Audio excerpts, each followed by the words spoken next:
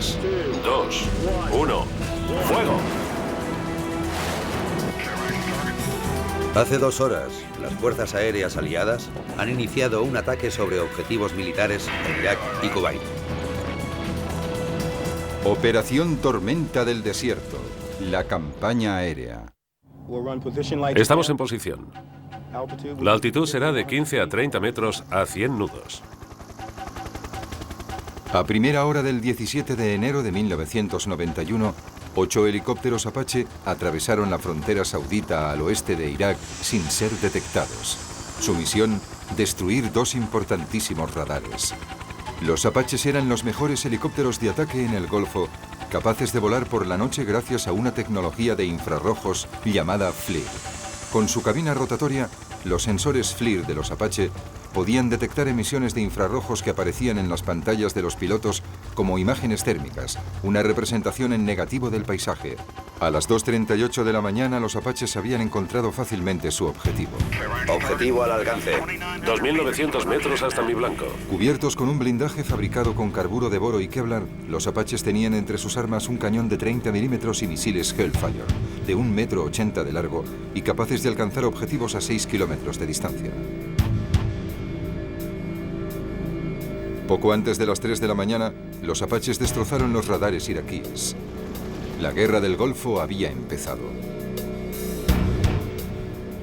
Hace 2 horas, las fuerzas aéreas aliadas han iniciado un ataque sobre objetivos militares en Irak y Kuwait. Estos ataques prosiguen en este momento. Desde el principio, la potencia aérea aliada dominó la guerra del Golfo. Los aviones y las armas que se usaron en la Operación Tormenta del Desierto representaban una nueva forma de combatir. En los 15 años transcurridos desde la Guerra del Vietnam, Estados Unidos había desarrollado una tecnología que cambió su manera de luchar. La principal diferencia fue la precisión. Armas guiadas con precisión. Y eso en la Guerra del Golfo quiso decir bombas guiadas por láser y misiles de crucero. Creo que la gente no estaba preparada para asumir que la tecnología funcionaba bastante bien, ni que eso sería una parte importante de la estrategia. Los acontecimientos que llevaron a la Guerra del Golfo empezaron 6 meses antes, cuando el presidente iraquí Saddam Hussein invadió y se anexionó Kuwait en agosto de 1990. Así, Irak controlaría el 20% del petróleo mundial, algo que a Estados Unidos le parecía inaceptable. Los que estén a favor de la resolución, por favor levanten la mano. Después de que Irak ignorase la fecha límite de la ONU del 15 de enero para retirarse de Kuwait, la coalición aliada lanzó un gran ataque aéreo contra Irak 2 días más tarde, el 17 de enero de 1991.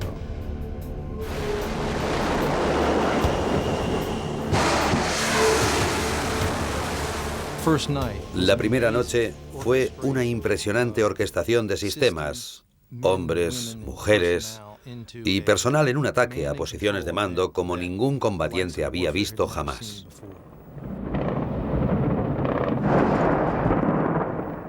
Los aviones aliados bombardearon los centros de mando, control y comunicación que Irak necesitaba para defenderse. Los objetivos que estamos atacando esta noche están situados por todo Irak y en Kuwait. Nos concentramos en la destrucción de las capacidades militares ofensivas de Saddam Hussein. Si había un objetivo, este era paralizar, aislar y controlar la capacidad de Saddam Hussein de responder militarmente a las operaciones de la coalición. Abría camino el indetectable caza F-117 Stealth.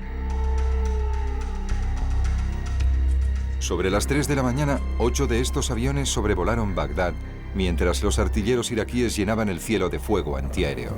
Las escenas que se vieron en Bagdad con miles de proyectiles disparados es la misma imagen de la frustración. Sabían que había algo allí arriba, sabían que caían bombas, pero no podían ver nada, así que disparaban a ciegas.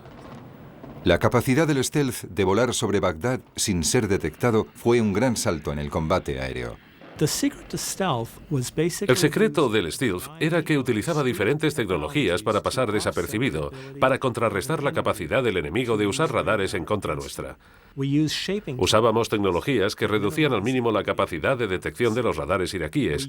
Usábamos estructuras que absorbían las ondas de los radares, compuestas de materiales absorbentes, y también utilizábamos recubrimientos y otros tratamientos. La invisibilidad del F-117 tenía otra ventaja. El bombardero stealth podía llevar a cabo misiones en solitario. Antes del stealth, los aviones que llevaban los misiles tenían que ir custodiados por otros aviones, diseñados para suprimir las defensas aéreas del enemigo. Así que había un conjunto de aviones que tenían que apoyar a uno o dos, que eran los que iban a realizar el ataque. Pero con los F-117 iba todo incluido. Podían moverse con sigilo, lanzar su munición sobre un par de objetivos y volver sin ser detectado. Las armas usadas por los cazas stealth sobre Irak también eran las más modernas.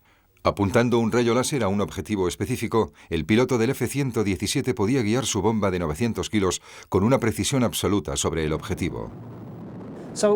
Así que ya no se lanzaban un montón de bombas con la esperanza de que alguna de ellas cayera sobre un objetivo militar, en una zona urbana o en mitad del desierto. Ahora se usaban bombas individuales contra objetivos individuales. En Bagdad, los F-117 bombardearon los más importantes centros militares, políticos y de comunicación. Llevamos la guerra hasta el mismo centro de Bagdad, allí donde estaba la estructura de poder, desde el primer minuto de la guerra. En otras zonas de Irak y de Kuwait, los F-117 bombardearon bases aéreas, puentes y almacenes de misiles Scud. En cuestión de minutos, los F-117 habían concluido sus misiones. Mientras aterrizaban en Arabia Saudí, los misiles de crucero Tomahawk ya estaban en el aire, en dirección a Bagdad. Los Tomahawk usados durante la Operación Tormenta del Desierto eran un arma terrestre de largo alcance, lanzados tanto desde buques como desde submarinos. Con sus programas de reconocimiento del terreno, los Tomahawk eran muy precisos, siendo la primera elección de la Armada contra objetivos bien defendidos. A las 3:06 de la madrugada, el primero de los 54 misiles cayó sobre la capital. Puedo informarles de que los ataques aéreos han dado comienzo. Los Tomahawks ya han empezado a impactar sobre la zona de Bagdad. Los Tomahawk de 900 kilos encuentran su camino gracias a un sistema de navegación basado en el relieve del terreno conocido como TERCOM. El TERCOM registra imágenes en 3 dimensiones de la superficie y las compara con mapas en 3 dimensiones del mismo terreno almacenados en la memoria del misil. Este sistema de mapas permitió a los Tomahawk volar a ras de suelo, a menos de 30 metros antes de alcanzar su objetivo.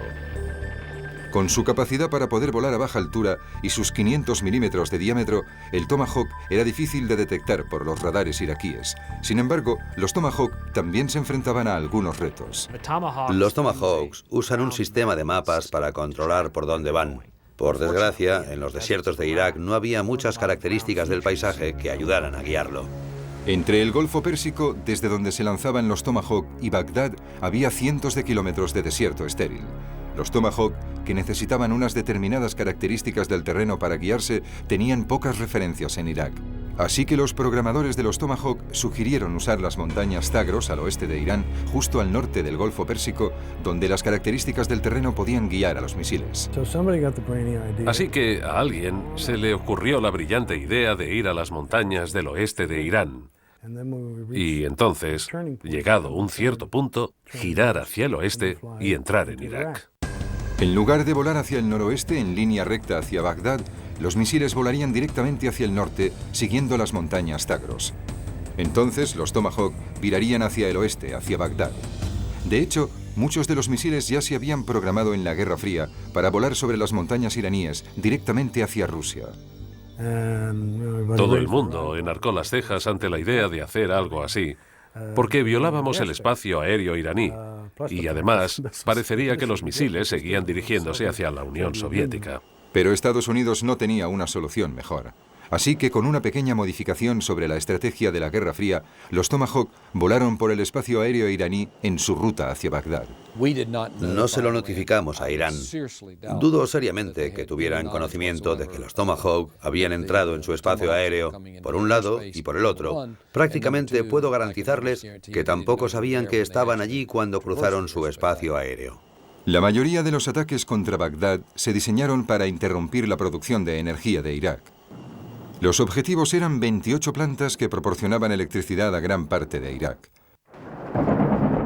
Los ataques con Tomahawk continuarían durante toda la noche, como las posteriores oleadas de ataques con stealth. Al amanecer del día 17, Irak disponía de menos de la mitad de su suministro eléctrico y la mayor parte de los centros de mando, comunicación y control no estaban operativos.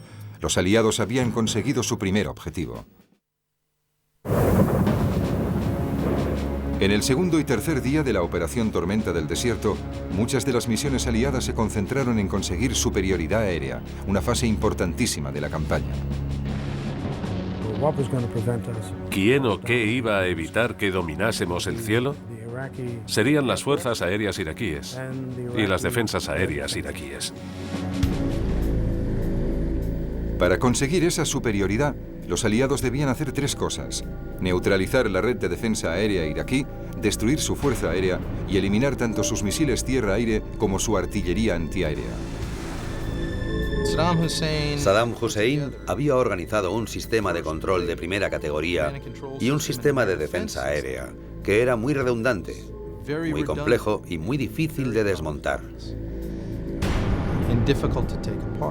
El sistema de defensa aéreo iraquí se componía de un muy buen sistema de radares. Estaban interconectados entre ellos. Podían trabajar independientemente o podían trabajar todos juntos. Si uno no funcionaba, los demás podían sustituirlo. Inteligencia había revelado que había al menos 5 centros de operaciones de sector o SOC. Uno en Bagdad, 3 por todo Irak y otro en Kuwait. Cada SOC estaba conectado a varios centros de operaciones interceptores o IOC. Cada IOC se comunicaba con varios puestos de radares de aviso. Todo ese conjunto componía el sistema de control de Irak, utilizado como defensa tanto del país como de las fuerzas iraquíes destinadas en Kuwait. Los ataques contra el sistema de defensa aéreo iraquí empezaron el 17 de enero, la primera noche de la guerra.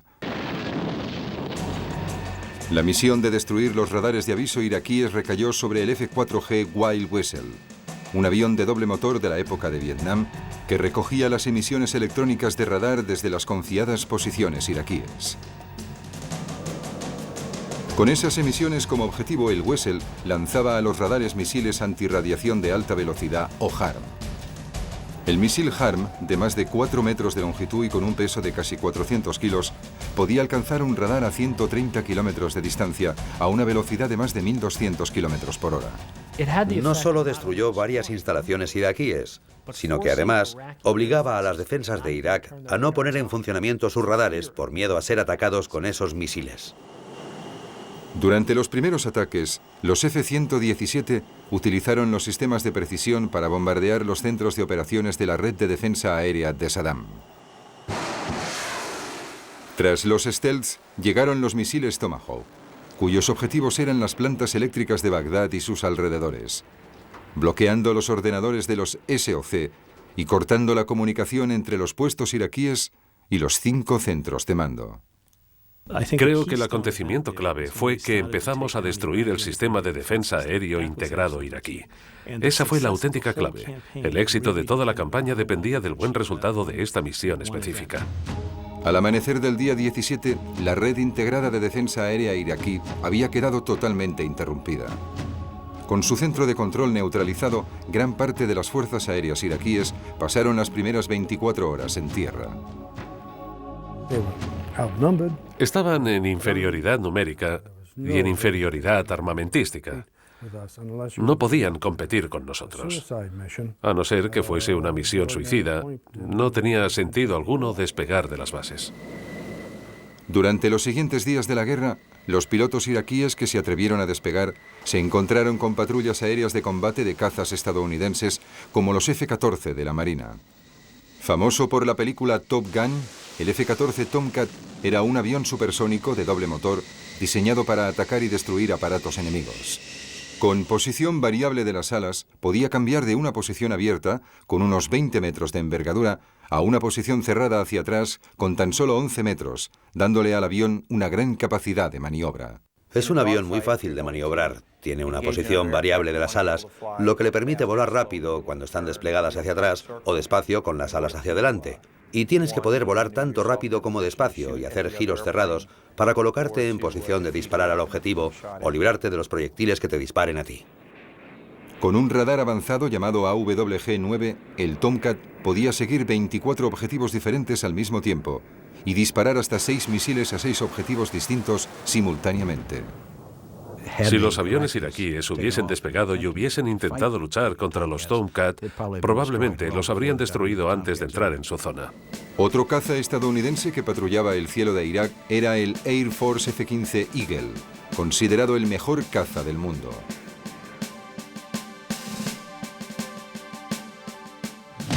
Con su gran aceleración y su relativamente pequeña envergadura, 13 metros, el F-15 podía girar bruscamente a alta velocidad mientras perseguía un avión enemigo. Al final de la primera semana, era evidente que los aviones iraquíes no podían compararse con los F-14 y los F-15. Cuando la Fuerza Aérea iraquí atacaba nuestros aviones, perdía. El tiempo medio desde el despegue de un caza iraquí hasta que le derribaban era de 4 minutos y medio. 3, 2, impacto. Le hemos alcanzado. El sistema de aviso iraquí ha fallado totalmente y sorprendemos a sus aviones cuando los atacamos. El control aéreo de los aviones aliados era el E-3 Sentry o AWACS. El E-3 era un Boeing 707 repleto de aparatos electrónicos y radares, con una cúpula de sensores rotatoria de 9 metros. Aquí el E-3. Esto es bastante bonito. Va a ser peligroso porque hay un montón de aviones en la zona. En el interior tiene un radar y sofisticados aparatos de comunicación. Podía controlar todos los aviones que se hallaban en el aire. Es impresionante porque a veces había 300 o 400 aviones o incluso más. Como muy pocos cazas iraquíes habían elegido luchar, los comandantes estadounidenses los perseguían en tierra. El 23 de enero, séptimo día de la Operación Tormenta del Desierto, concentraron sus ataques sobre los búnkeres de aviones, pistas de despegue y bases aéreas iraquíes. Los Tornado británicos, los principales aviones de ataque de la Royal Air Force, recibieron la difícil misión de desafiar los misiles tierra-aire y las baterías antiaéreas para bombardear las bases aéreas iraquíes. Utilizaron tácticas que se habían desarrollado para ser usadas contra los soviéticos en una guerra en Europa, tácticas de bajo nivel, en las que se acercaban muy rápido volando muy bajo y lanzaban las bombas. Los iraquíes disparaban una cortina de fuego y ellos la cruzaban. Durante la primera semana, el fuego terrestre iraquí derribó 4 Tornados, el 25% de las pérdidas de aviones aliados durante toda la guerra.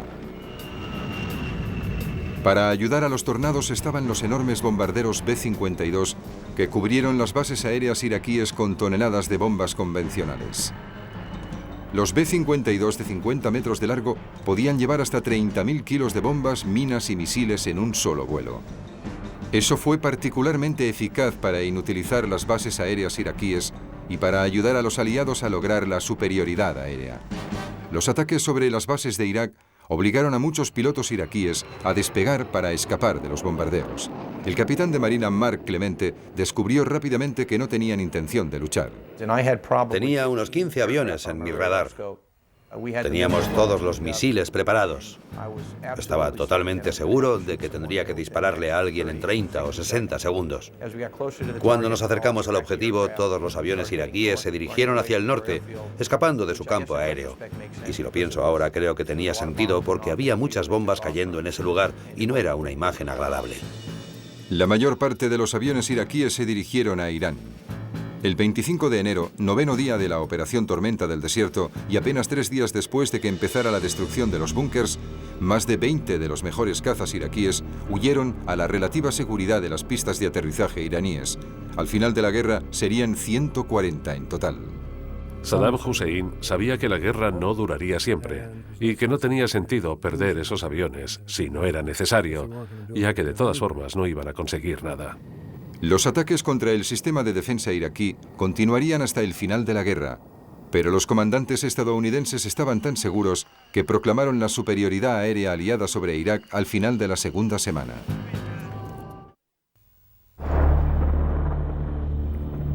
Saddam Hussein respondió a los bombardeos iniciales de la Operación Tormenta del Desierto disparando primitivos misiles llamados Scud contra Israel y Arabia Saudí desde el segundo día de la guerra.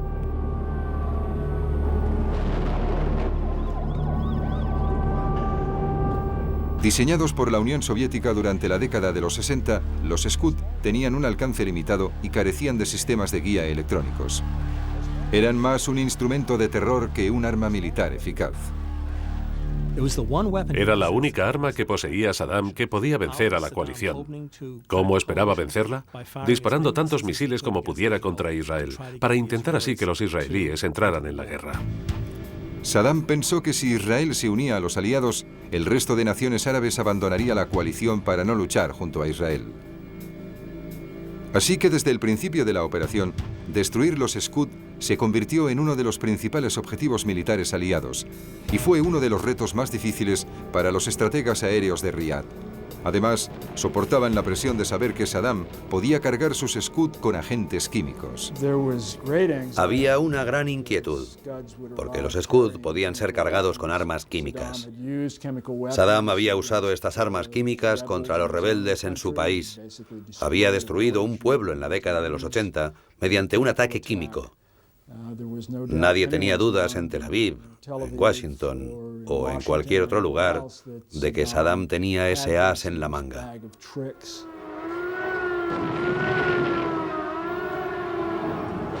Cuando los primeros Scud se estrellaron en Tel Aviv, el 18 de enero, quedó claro que Saddam no usaba cabezas químicas, probablemente por miedo a una represalia nuclear tanto por parte de Israel como de Estados Unidos. Sin embargo, los Scud causaron muertos y heridos, además de costar millones de dólares en daños materiales. Un día después de los ataques con misiles Scud, los estrategas militares creyeron que habían encontrado la solución al problema. Apuntaron un misil antiaéreo Patriot hacia un Scud que se dirigía a Arabia Saudí.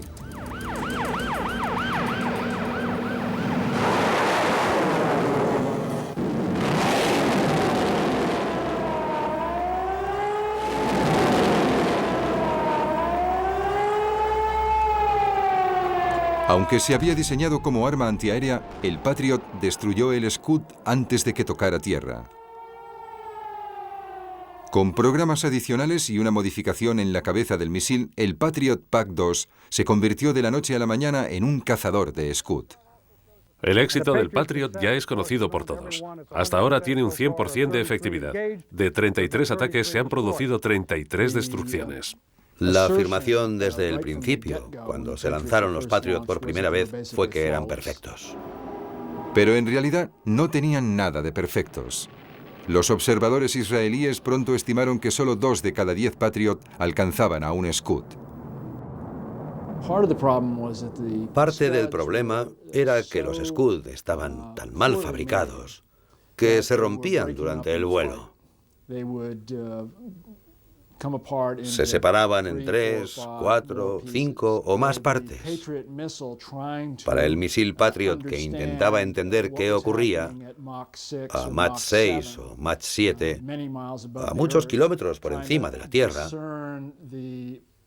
diferenciar las piezas de los Scud que caían de la cabeza era una tarea muy confusa. Mientras los Patriot perseguían las piezas de los Scud, los comandantes estadounidenses recibían fuertes presiones de la Casa Blanca para destruir las lanzadoras móviles que disparaban los Scud. El comandante de la coalición, Norman Schwarzkopf, se enfadó por la intervención de Washington, ya que creía que el Scud era un arma militarmente insignificante. Francamente, me daría más miedo estar en una tormenta eléctrica en el sur de Georgia que estar en las calles de Riad mientras caen los Scud. Si te da, pero el porcentaje de acierto es mucho menor. Sin embargo, Schwarzkopf destinó el 20% de la potencia aérea aliada a la persecución de los Scud para mantener a Israel al margen de la guerra. Uno de los principales aviones que se usaron para encontrar las lanzadoras de Scud fue el J-Stars, un avión de reconocimiento experimental que podía seguir los movimientos de tropas y de artillería en tierra. El J-Stars por primera vez nos dio una idea de lo que ocurría en tierra. Podíamos seguir a los tanques por separado, a los camiones y muchas más cosas. Pero incluso con una tecnología tan sofisticada, encontrar las primitivas lanzadoras de Scud fue una de las operaciones tácticas más difíciles de toda la guerra. Los lanzadores de Scud iraquíes se aficionaron a disparar y a huir. Tardaban unos 20 minutos en preparar las lanzadoras, disparar, mirar cómo despegaba el misil y desaparecer en la oscuridad. La dificultad de identificar las lanzadoras de Scud quedó patente el 28 de enero, cuando el comandante Buster Glosson mostró un vídeo de lo que había identificado como lanzadoras de Scud siendo destruidas. Voy a situarles en la cabina de un avión de ataque aire-tierra. Hay un total de 11 vehículos en esta zona. Todos ellos están cargados con misiles Scud, como pueden ver. Estos ya han sido disparados. Pero resultó que los objetivos no eran lanzadoras de Scud. Bueno, agentes de la CIA estaban viendo esta conferencia de prensa y mirando la cinta de vídeo, que no habían visto antes, y rápidamente se dieron cuenta de que no eran lanzadoras Scud móviles. Creo que el consenso general al que se llegó fue que en realidad se trataba de camiones de combustible. Si estaba equivocado, estaba equivocado. No intentaba engañar a nadie. Pensaba que se trataba de lanzadoras de Scud, pero al final no tuvo importancia porque seguíamos sin poder detener a los Scud móviles. El desconocimiento de la localización de los Scud móviles subrayó la dificultad de la misión. Era una zona inmensa para buscar, y sin alguna pista de inteligencia, ni datos sobre dónde podían estar esos sistemas móviles, era muy difícil llegar hasta las lanzadoras antes de que pudieran disparar y esconderse en otro sitio.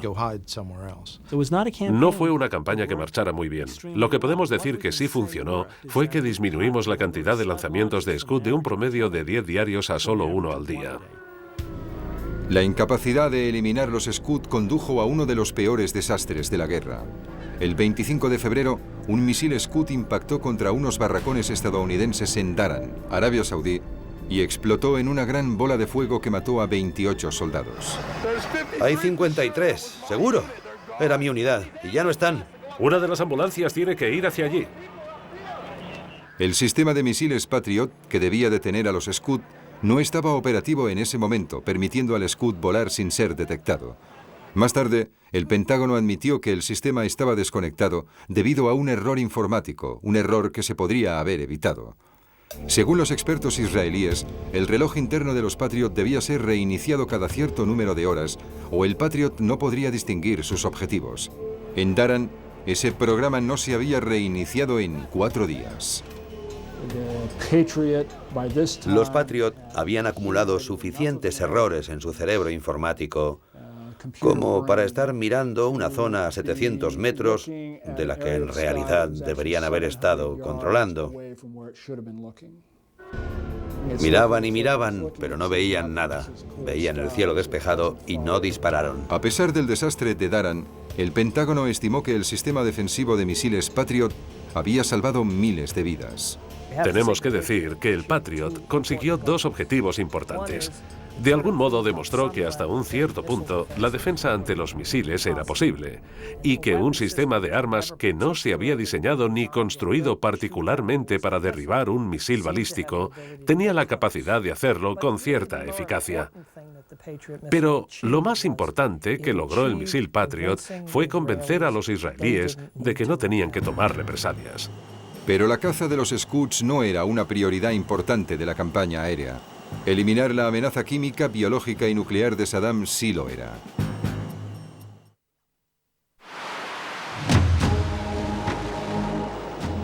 Desde el principio de la operación, los objetivos más importantes fueron las instalaciones que se sospechaba que eran nucleares, biológicas o químicas. Esos eran objetivos de alta prioridad que no queríamos que se usaran contra las fuerzas de la coalición. Así que no solo queríamos destruirlos, sino también negarle al enemigo el acceso a esas armas de destrucción masiva. Desde el principio, los comandantes estadounidenses reconocieron que tenían poca información sobre los programas nuclear, biológico y químico de Irak. El punto hasta el que Saddam había desarrollado su sistema armamentístico no estaba claro, pero valía la pena ir sobre seguro. Así que durante las primeras 24 horas, los aliados hicieron 535 salidas para atacar posibles instalaciones nucleares, biológicas o químicas, NBQ. Lo que sabíamos dónde se encontraba lo atacábamos, y lo que atacábamos lo destruíamos. Bombardear una posible instalación de armas biológicas o químicas era una misión difícil para los pilotos, debido al letal contenido. El problema de destruir armas, esporas o almacenes de armas químicas o biológicas es el impacto que ese material puede tener sobre la población en general o incluso sobre tus propias tropas cuando éstas realicen ataques. Así que se eligió a los cazas stealth para llegar hasta los posibles objetivos NBQ. El plan de ataque ordenaba una secuencia de bombardeos en que los F-117 Stealth, que eran los que tenían más precisión para lanzar una bomba sobre un objetivo, debían acercarse y destruir esos edificios de cemento. Las bombas guiadas por láser atacaban las zonas de almacenamiento y con suerte hacían estallar los agentes o las municiones que había en su interior.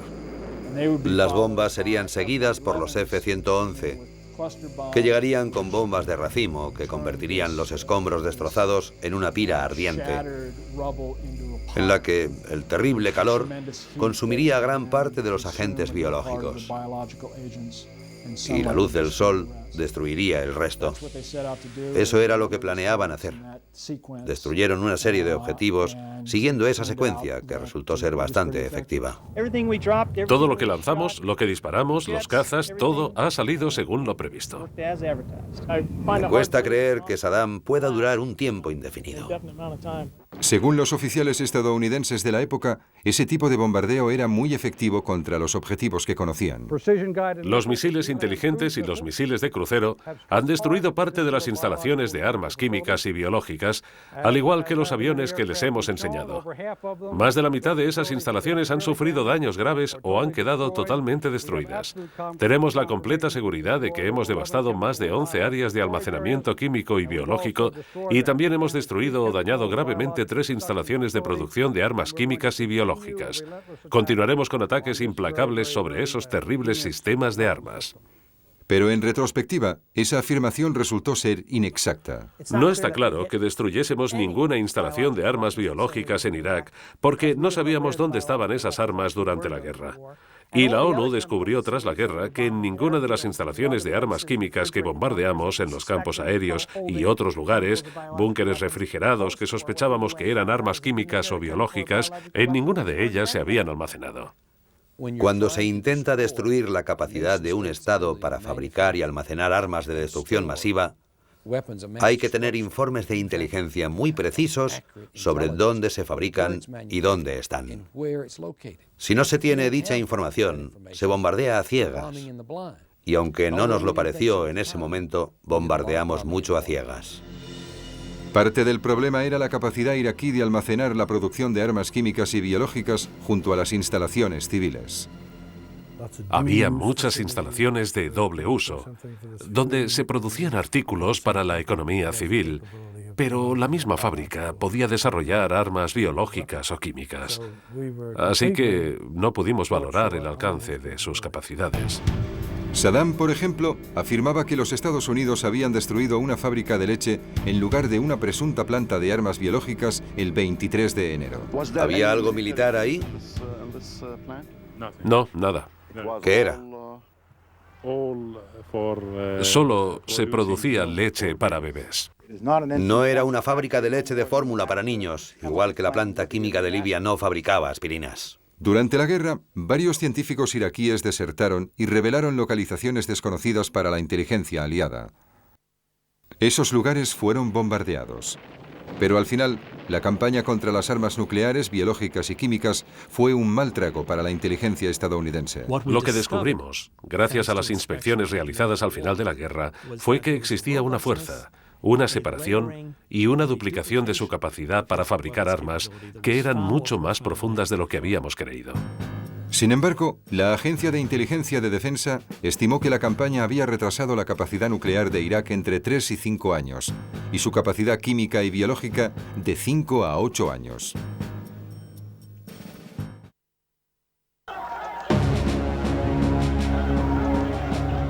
A principios de febrero de 1991, 3 semanas después del inicio de la campaña aérea, los comandantes estadounidenses de Riad aumentaron los ataques sobre las fuerzas de tierra iraquíes tanto en Kuwait como en Irak.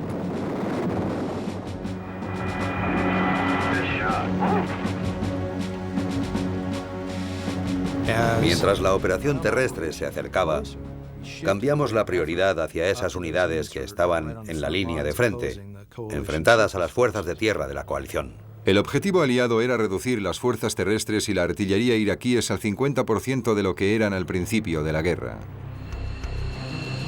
Los F-15, los Tornado británicos y los F-117 tenían como misión interrumpir el flujo de comida, armas y munición que iba de Irak a los miles de soldados que había en Kuwait. Las vías de tren y los puentes eran los objetivos principales, fáciles de atacar gracias a las bombas guiadas de precisión. Vaya, ya no queda nada de ese puente. El primer vídeo muestra un puente de ferrocarril. Tienen una red de vías muy limitada y si podemos destruir un puente marcará la diferencia. Hemos intentado atacar cerca de la costa porque es la zona más difícil de reparar, donde se causan mayores daños. Ese es un extremo del puente. Ahora verán el mismo puente atacado por el otro extremo. Interrumpiendo el suministro, las fuerzas aliadas esperaban minar la moral de los soldados iraquíes. Esta interrupción de las líneas de comunicación es importantísima para el desgaste de la maquinaria militar iraquí. Y era una maquinaria militar formidable. Se estimaba que habían unos 700.000 soldados iraquíes apostados en el desierto, capaces de camuflarse en la arena del desierto con sus tanques y su artillería. Sus defensas terrestres estaban muy fortificadas con misiles tierra-aire y artillería antiaérea. Para eliminar dicha artillería, los estrategas dividieron Kuwait e Irak en cajas de muerte, sectores de desierto de 50 por 50 kilómetros. Por encima de esas cajas de muerte volaban bombarderos como los F-16 Falcon. Los F-16 eran quizá los bombarderos más versátiles de la Guerra del Golfo. Lanzaban toneladas de bombas convencionales sobre las tropas y la artillería iraquíes cada día. Las misiones nocturnas recaían en los F-111 Aardvark. Diseñados como aviones tácticos de alta velocidad en los 60, los F-111 utilizaban sensores de calor por infrarrojos para encontrar los tanques iraquíes escondidos en la arena. Plasma caliente. Buscaron en su zona y se dieron cuenta de que los blindajes iraquíes enterrados en la arena irradiaban calor, y este no se disipaba tan rápido como el de la arena que los rodeaba. Así que lo que parecía un desierto de dunas tenía un montón de puntos donde los tanques iraquíes habían sido enterrados. Buen tiro. A esta técnica, los pilotos aliados la llamaban tiro al tanque. Otros aviones que usaban imágenes térmicas para encontrar los tanques eran los F-15 Eagle y los A-6E Intruder, los aviones de ataque de la Marina con radares de seguimiento del terreno y láser autónomo. Quizás el destructor de tanques más temible fuese el helicóptero Apache. He ido siguiendo una columna de tanques y les he arruinado el día a unos cuantos. Creo que no vieron los Apache y cuando los Hellfire les dieron, no sabían de dónde habían salido. Un caos total. Sí, desorden, caos total. El helicóptero era tan temido que un grupo de soldados iraquíes se rindió ante él en lugar de enfrentarse a sus misiles Hellfire. Nos están mirando todos. Parece que se rinden. Vamos a acercarnos un poco más, pero parece que se van a rendir. Otro buen destructor de tanques era el avión menos técnico que había en el aire, el A-10 Thunderbolt. Con su potente fuselaje, el A-10 podía sobrevivir al duro fuego terrestre mientras volaba bajo y lento buscando tanques. Diseñamos el avión con un fuselaje muy resistente, blindado. Los motores se colocaban en una posición que los dejaba detrás para que no sufrieran grandes daños cuando se elevaban desde el suelo, desde sus objetivos. El Thunderbolt estaba equipado con un cañón de 30 milímetros que disparaba una carga de uranio empobrecido. A pesar de su diseño, el A-10 era muy maniobrable a grandes alturas. Ya se ha probado en combate, ya se ha puesto a prueba y es un auténtico caballo de guerra. El Warhawk no fue el único éxito inesperado contra las tropas terrestres iraquíes. Los B-52 lanzaron toneladas de bombas convencionales en ataques al azar contra posiciones de la Guardia Republicana iraquí sobre Kuwait y en el este de Irak. Los B-52 tenían que abrir camino y atacar algunos de los objetivos de primera línea. Era como abrir vías para que los blindados estadounidenses pudieran pasar. Pero también debían debilitar las unidades que se encontraban en zonas escondidas, unidades de la Guardia Republicana que estaban en el desierto con unos cuantos tanques. Esa no fue la única consecuencia de los ataques de los B-52. Para las tropas de tierra iraquíes, era horrible encontrar de repente una columna de bombas de 2 o 3 kilómetros de largo y 1,5 kilómetros de ancho que estallaban a su alrededor, cuando ni siquiera sabían que tenían un avión encima.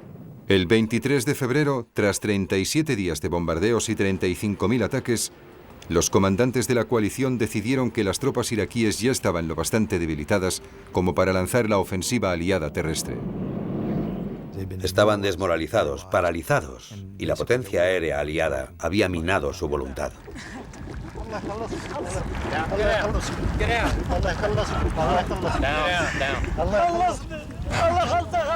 Según los oficiales aliados, la campaña aérea había llevado a Saddam Hussein a esconderse bajo tierra, inutilizado las infraestructuras del país y convertido el ejército de Irak en virtualmente inofensivo.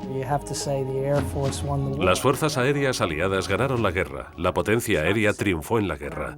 No es que la guerra terrestre no fuera importante para echar al ejército iraquí de Kuwait, pero la potencia aérea fue el brazo dominante de la batalla y el principal instrumento militar usado en la guerra del Golfo.